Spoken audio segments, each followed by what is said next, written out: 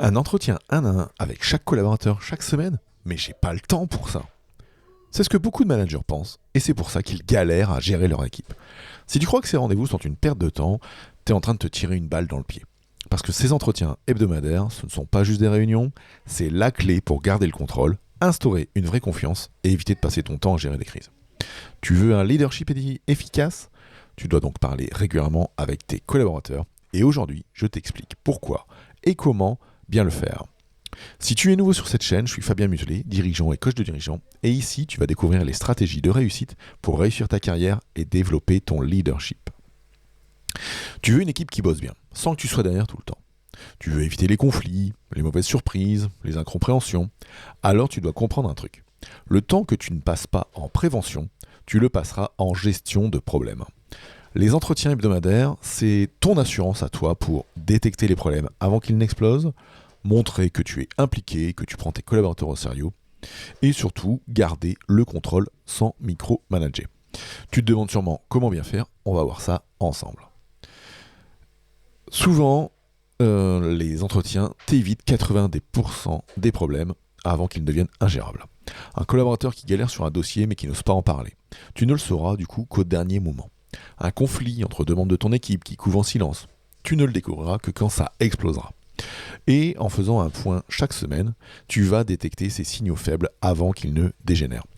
C'est un gage de sérieux et de confiance. Un manager qui prend du temps pour son équipe, c'est un manager qui inspire le respect. Un collaborateur qui peut s'exprimer librement, c'est un collaborateur engagé.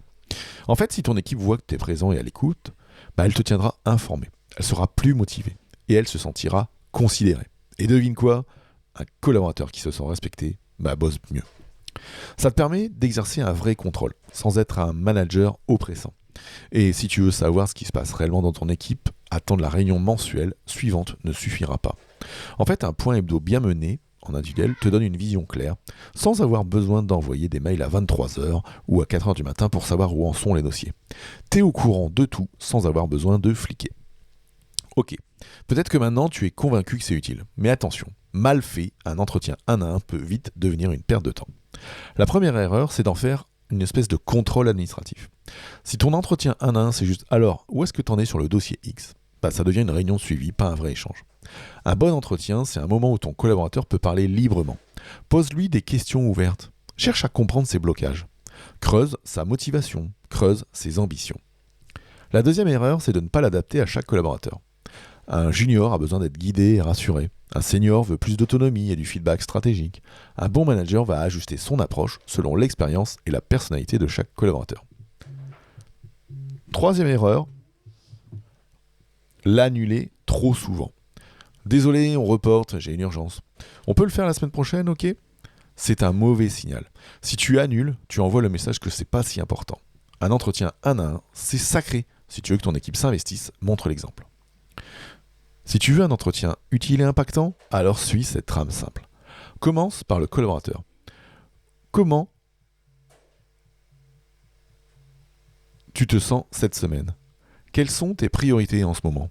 Laisse-le parler en premier. Ça te donnera un vrai aperçu de son état d'esprit. Ensuite, détecte les blocages avec des questions telles que « qu'est-ce qui te freine en ce moment? Est-ce que tu as tout ce qu'il faut pour avancer ?»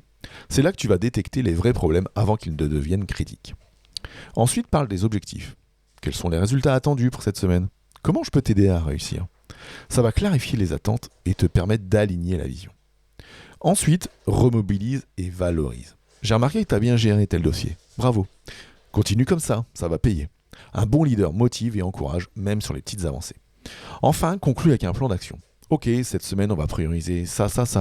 On fera le point la semaine prochaine sur tel ou tel dossier. Clair, net, efficace. Les entretiens 1 à 1 hebdomadaires, clairement, ce n'est pas une perte de temps. Ils vont te permettre d'éviter 80% des problèmes avant qu'ils n'arrivent. Ils vont instaurer un climat de confiance, de respect et te donner un vrai contrôle sur ton équipe sans être un manager oppressant. Applique-les avec méthode et tu verras la différence. Je serais curieux de savoir en commentaire que tu me dises, est-ce que tu fais déjà des entretiens hebdomadaires? Si oui, comment est-ce que tu les structures? En tout cas, si tu veux plus de conseils sur le leadership et la productivité, il ne te reste plus qu'à t'abonner. Et surtout, un bon leader n'attend pas les problèmes, il les anticipe.